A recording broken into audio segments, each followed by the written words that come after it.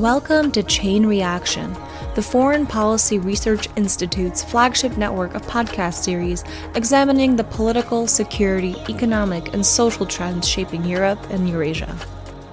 Throughout the year, we're talking with experts about developments in Russia's war in Ukraine, the new European security order, the past, present, and future of the Baltic states, Russia's political economy, and great power competition in the region. Join us each month for Bear Market Brief, Baltic Ways, Report in Short, and of course, our flagship, Chain Reaction. New episodes are available each week on Apple Podcasts, Spotify, or wherever you get your podcasts. This week on the Bear Market Brief. I think it would be fair to say, and indeed unfortunate, that Ukraine is having a bleak fall.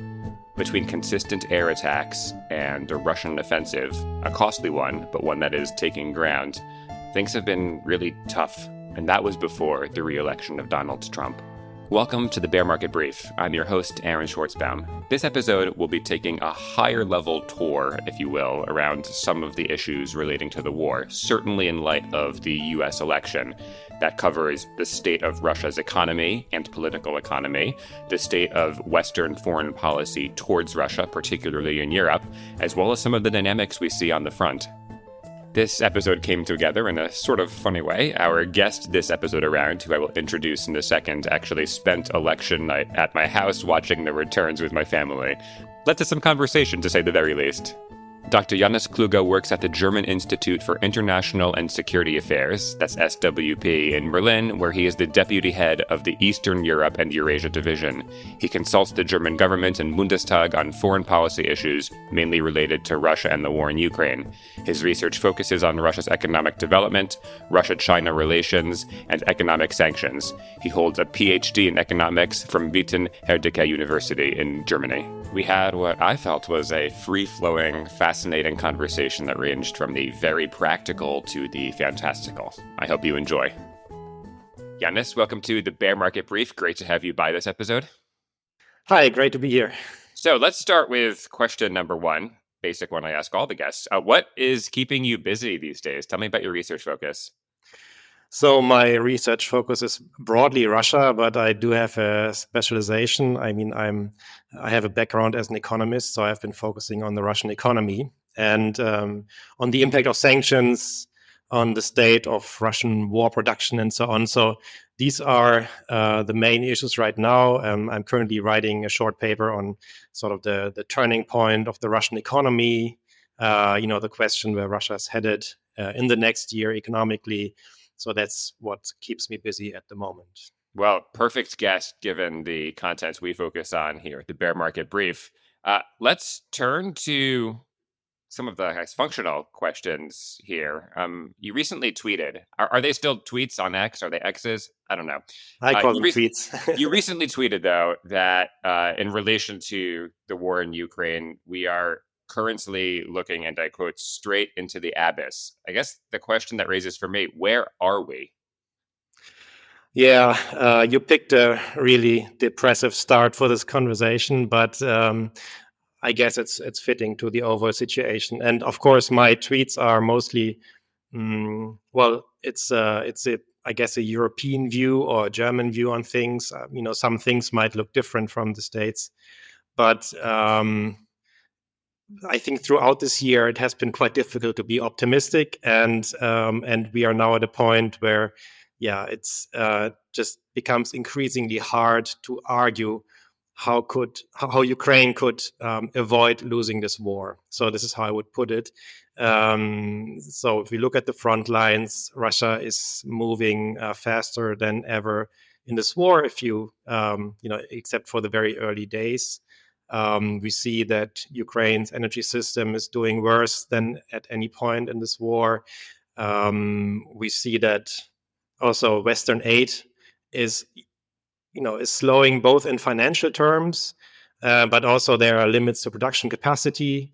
Although Russia has these horrible losses right now at the front line, and although, as I said, there are some risks to Russia's economy, at the moment, it just really doesn't look good. So this could mean that we are headed towards Ukraine losing. And the bad thing, or also the reason why I always try to, I don't know, maybe I'm a bit too alarmist, but I try to tell the Twitter audience that this is serious, is that I think there is a misunderstanding of what Ukraine losing means, and many simply expect that Ukraine losing means, okay, then they will have to do without their territories, the ones that are occupied by Russia, and then the war will be over and this will be fine.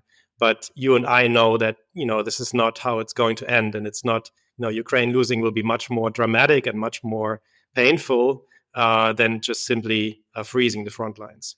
For those who are not you and me, what does Ukraine losing mean beyond the territorial concessions, quote unquote?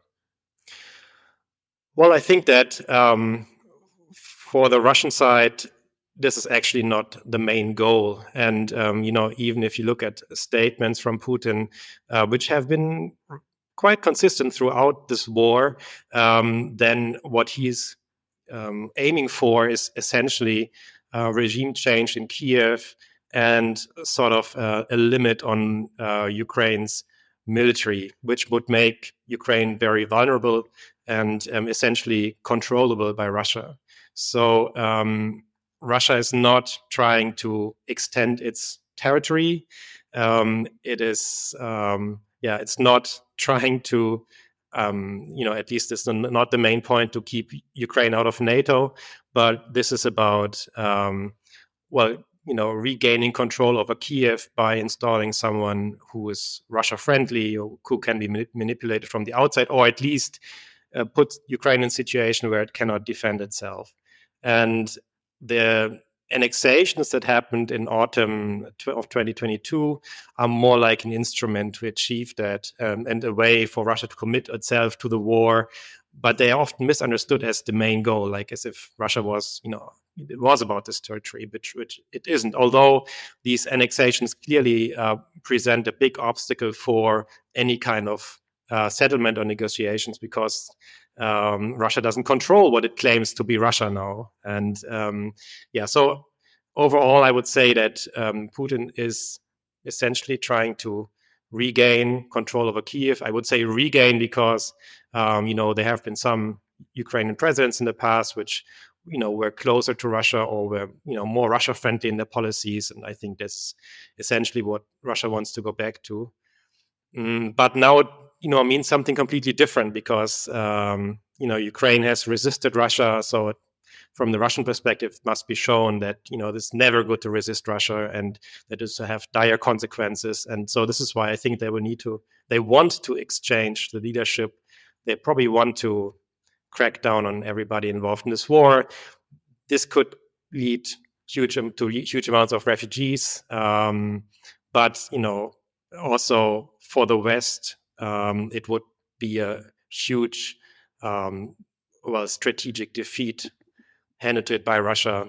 And so, there are many implications, but essentially what Putin is after is still, control over Kiev, if not by Russian soldiers marching into the city, then by creating conditions in which Ukraine is so vulnerable that it can be manipulated or pressured from the outside. What is this war about, in your view? Well, it's that's a very good question, and I think that there is even at this point no conclusive answer. It is clear that before 2022, Putin saw Ukraine slipping away. I believe that the Minsk agreements, sort of these agreements that were in place after February of 2015, when the so-called separatists occupied eastern Ukrainian territories. These agreements were actually meant to be sort of the foot in the door for Russia, but a foot in the door of Ukrainian politics, not just these territories, but a way in which it would still have influence over Kiev. And I think for listeners, I believe part of what you're getting at was that the two quote unquote separatist republics, Donetsk and Luhansk, would essentially have veto power in foreign policy. If I recall correctly, I'm out of the loop. Is it something along that line? Well, I think that it would be a possibility for Russia to ramp up pressure on Ukraine when they want to, by re-escalating this conflict at any point, or by forcing Ukraine to, have certain changes to its domestic policy. I mean, so the Minsk agreements were essentially a way of Russia where it could demand something from Ukrainian governments, that would be difficult to deliver, changes to the constitution and so on. That although Ukraine undertook some steps to sort of fulfill its side of these Minsk agreements, it was clear that it wasn't Russia's intention to basically let go of these territories and let Ukraine be whole again and be independent. So and what I think what initially triggered this conflict, I mean, there are many theories about what went on with Putin during COVID and so on, but I think that he sort of saw Ukraine slipping away, and so he thought, we have to draw a line here, otherwise it will be lost, and then everything unfolded differently from what he expected. So I mean, there's not everything that happened this war was planned to happen like this by Putin, but I think this was the initial idea to regain control over Kiev, and also show to the West, that we are basically trying to have more influence than we have actually, let's say, military power to back up, and that Russia can actually control these countries in its neighborhood, even against our will. And so I think this is why he started the war. It was extremely, it was to some degree unexpected. It was very risky, but yeah. So I think, and afterwards it sort of changed what this war is about. I mean, afterwards, once Russia invaded, there was, of course, no turning back, and this triggered a lot of changes within Ukraine. It triggered a lot of changes within the West, and because it wasn't over after 3 days, as maybe some in Moscow assumed. It turned into this huge, into this huge war, which is, and on top of that, sort of a conflict between Russia and the West. Although this is not, I think, at the core of this. And it just simply became much bigger. But yeah, so this is, I guess, why it's sometimes difficult to say, why is Putin doing this. I think, in the beginning he thought it would be a smaller war, and this is why he started it. And then the war it developed its own dynamic, and this is sort of an explanation of a lot that happened in the last 2 years. Let's just begin to zoom in on some of the economic questions. It's what this podcast is ultimately about. So there's two kinds of angles. We're going to focus, I think, on Europe and Russia today. We will definitely do an episode on U.S. foreign policy. You've been, I would say, fairly outspoken about the need for Europe to take on a greater role in protecting, defending, supplying Ukraine. Now, there's two reasons Europe hasn't been really able to do more. One is, as you mentioned earlier, simple like math production. You can only build a certain number of missiles per year, and it takes time to ramp that up. I think that one's more straightforward. But broadly, what else has constrained Europe, in your view, from making decisive decisions here, for lack of a better term? Well, I think that there are some structural issues which are the reason for that is that Europe is a collection of countries and not one country. So there are collective action problems, both among member states of the European Union, but also within member states, so among parties. And so the whole process is really messy. And this makes it difficult, or more difficult, to simply agree on something, and even more difficult to sort of have a common vision on where the continent is going. So I think that actually these collective action problems are the main issue, and they have essentially prevented the EU from doing what it should have done, which is preparing with more, let's say, also with more financial means, but also with more urgency to the situation that we are in right now. So if nobody is really in the driver's seat, then, and everybody's just looking what the others are doing and comparing what, let's say Germany is looking at what France and Poland are doing. And then we are saying, okay, if they are doing that, then what we are doing is fine. So, I mean, in this kind of setting, nobody's really in the driver's seat. And this has led to a situation where, as a collective, the European Union or European countries are not capable at the moment of achieving what they promised to achieve. I mean, I think this is the crucial point, that in the beginning of the full-scale invasion, that we had all these very committed statements about, helping Ukraine, this as long as it takes, which is now slowly morphing into as much as it is possible.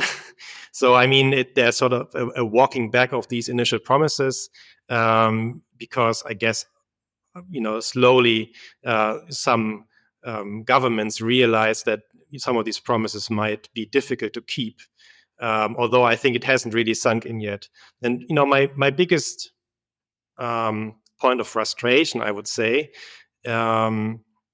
is that, as I said, that there's simply the lack of urgency. So we had a pretty powerful response to COVID. I only, of course, can speak for Germany, where we built out these vaccine production facilities in a few months. It was like a collective effort and was really fast, exceptional, and effective. And then we did the same for our gas dependencies. So we built out these LNG terminals, and we're overriding all the environmental concerns. There was some special regulation and laws for that, so that we can get these LNG terminals online before the next winter in 2022. But we did not do the same with arms production. And, this brought us to a situation. I mean, you could argue of course, it's more complicated to build a factory for artillery grenades than it is to build an LNG terminal. But it has been 2.5 years since everybody started saying, at the rate that we're giving Ukraine weapons right now, we will not be able to replace it after a while. And still, there was not the sense of urgency. And, the issue of Ukraine sort of at some points got lost among other issues that keep politicians in Europe busy. And I think that what we are getting now is sort of the payback for that. And I just believe that it could be worse than many are at this point still expecting in Europe. So I have, I guess, a U.S. foreign policy question, but it's from the perspective of Russia in this case. So Trump, returning to office, has talked up consistently his ability to make a deal with Putin. But if Putin believes he's winning, and as you said, Russia's military is advancing faster than it has in a very long time, why would Putin even negotiate right now? Well, I like the way that Sam Green from SEPA put it. He said that Putin really wants negotiations, but he doesn't want to negotiate. And I think that that really captures it. I think that on the one hand, Trump is as difficult to predict for Putin as he is difficult to predict for anybody else.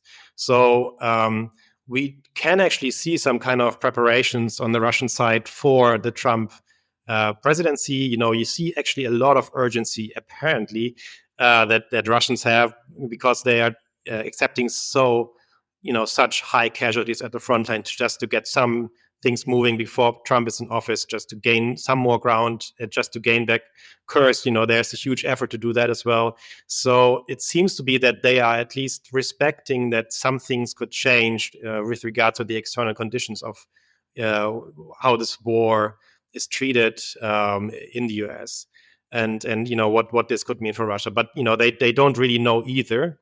So there's some preparation. But it is extremely unlikely, I believe, that there will be any agreement on substance. So Putin could really try to use the process of negotiations to gain something in the process that he doesn't have to gain by military means afterwards. For example, he could say, "I will start to negotiate, but first Ukraine has to get out of Kursk," and then maybe Trump will think, "Okay, if that's what the price is, then Zelensky, get out of Kursk. And maybe then, they will try to force Zelensky to do it. But afterwards, Putin will still not be very compromising. I think actually that Trump will be surprised how uncompromising Putin will be on substance. And I think there are many things. You also, I think, in your question, you already alluded to it. For Putin, it is, there is currently no incentive, and it might even be a risk to have some kind of settlement. If the war ends, if the fighting ends, if this external crisis that has changed Russian political life so much, if this suddenly ends and you have losses of, I don't know, upwards of 100,000 Russian soldiers, and then you explain to the Russian elite and population that you did this for, these territories in eastern Ukraine, this is not really a good look. And I think it would be risky for Putin to end the war at this point with anything less than a resounding success. So this is why I believe that on substance he will not be compromising. He sees that if everything continues as it is right now, that he might achieve what he actually wants in the end, and he might actually achieve control over Ukraine, or at least collapse of Ukraine.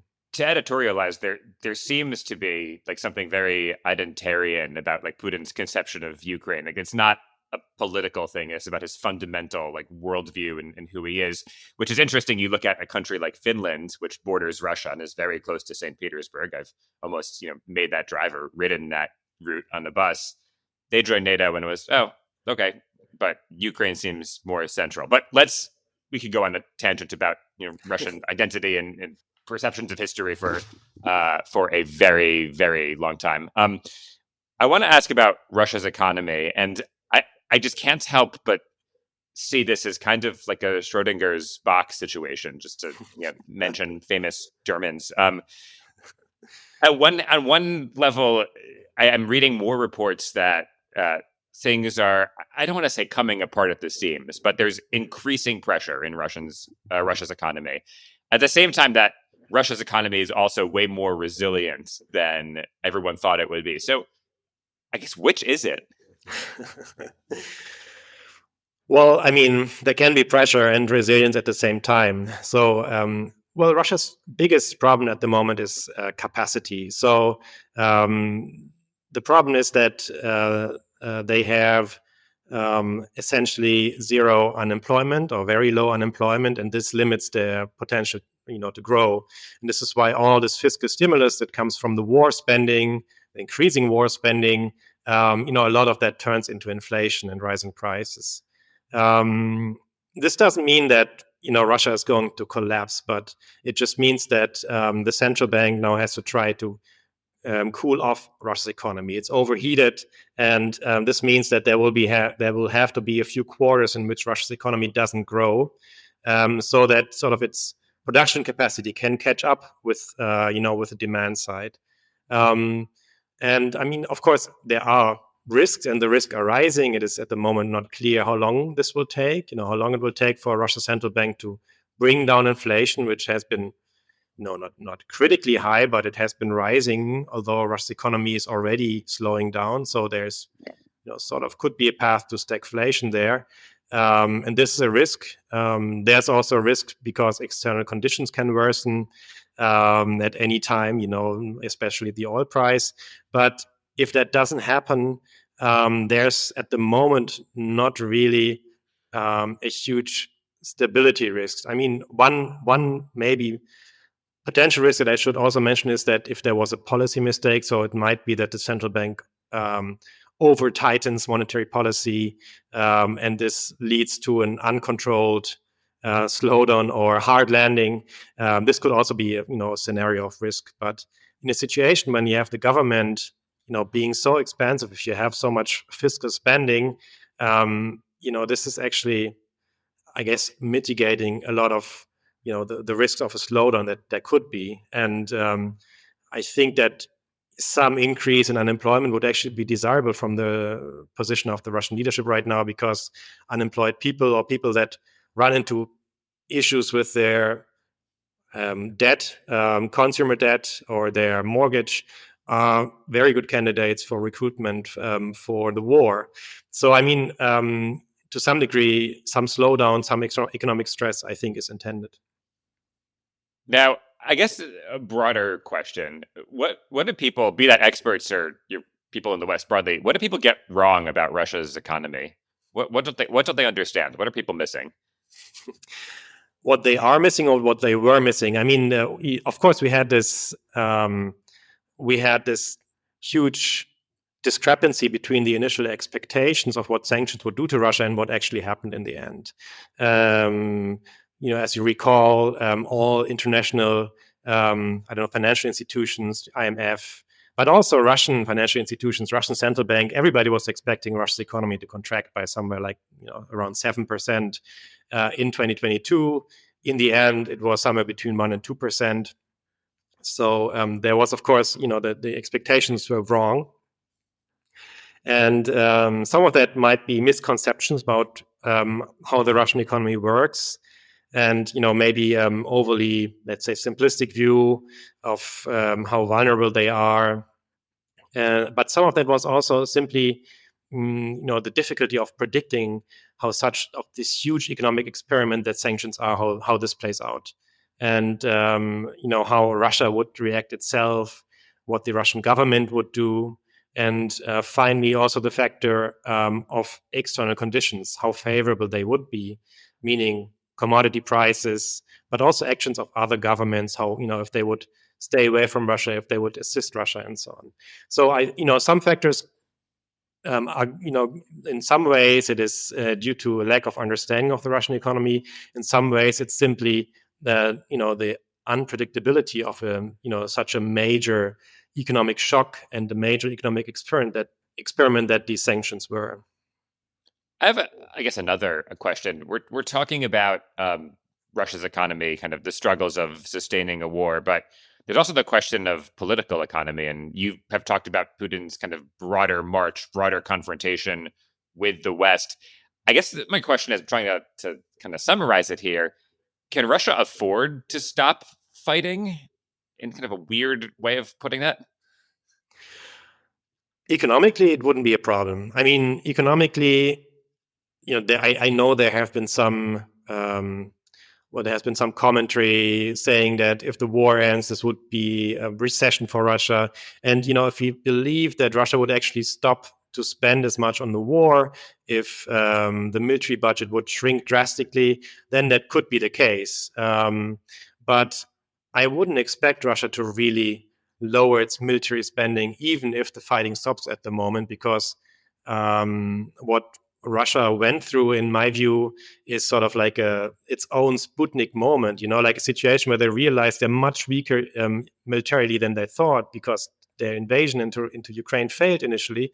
And this was enough for, I think, a multi-year period of investing a lot more in the military. So they're already expanding sort of the manpower of its military, but Russia will not go back to the same level of military spending from before the war, even if it stops now, simply because of the experience and because the security situation is completely different now.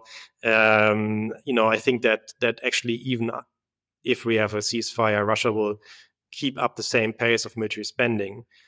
So this is why I don't think there are huge economic risks like there would be an immediate recession, although it's clear that what Russia is doing now is in some ways, it's of course detrimental for the future. It means that sort of Russia cannot have a future that it could have had without this war, without sanctions. But it would not mean an immediate, recession or collapse if the war ends. So this is let's say, the economic view on it. I guess, politically, for most Russians, I guess most Russians would welcome the war ending, actually. That most Russians are not really into this. They just, try to pursue their private lives. They say, I'm not political and I don't care about it. They don't pay a lot of attention to it. And they enjoy the economic opportunities that they had in the last 2 years. They enjoy this war boom that Russia is going through. And if that is sustained, I think for most part, the population wouldn't mind, if these tensions would be diffused. But, I think for the regime, it could be more of a problem. So because the war has enabled such a much harsher crackdown on media, on officials. And so it has become sort of a pillar of this regime that you have this high tension situation. And if that goes away, I think this could release some centrifugal forces in the Russian regime. So I think among the elites, it's more difficult, but the population probably doesn't really care so much. I want to pivot back to foreign policy for our last question. Imagine a world where right now things have gone a little differently. It's not just a European Union, it is a European Federation, and you are sitting in the driver's seat of this federation. You get to pull the policy levers. What do you do as Europe? Assuming things in the war had kind of gone as they had to now, what do you change on day one? I won't be a dictator on day one, but I will definitely change the approach to, initially to military spending and arms production. I think that what we need is there sort of an emergency push to expand production, to deliver to Ukraine what it needs, so it can at least extend sort of the time that it survives. I mean, some people say this would be extending the war, and yes, in a way it would be extending the war, but if the war is extended, it means that Ukrainian defeat is delayed, and so this is actually a good thing. And in the first day, I think this would be the main focus. I would finance this with collective debt. This is probably something that's not very popular in Germany, but I think it would make sense for this kind of investment because it's a collective investment that benefits all of the European Union and or the European Federation in this case. But so this would be, I would sort of have a centrally controlled push, of course, in cooperation with the private enterprises in this field, to build up production facilities at the same speed that we managed to build up during COVID, and when Russia cut off the gas supplies, the same kind of urgency where every day counts, and everything else for a moment has to step aside. This would be my first push, because I think that in the end, this is what will matter. I mean, maybe not so much the financial support to Ukraine, that's also important, but we can always do that. But arms support, we might not be able to do at some point simply for capacity reasons, and we cannot afford to have this problem. And if we don't need these capacities in the end, it wouldn't be so bad. It wouldn't be such a big problem. So as an insurance policy as well, I would invest a lot in that. Thank you for wildly editorializing with me and for joining Bear Market Brief. Great to have you. Bye. Thanks a lot. Bye-bye. Thanks again to Janis and to you, listener, for joining. And if you happen to be one of my American listeners, a happy early Thanksgiving to you. So what do you think? If you were making foreign policy decisions in Europe, how would you approach the state of the conflict currently? What would you do with Donald Trump returning to office?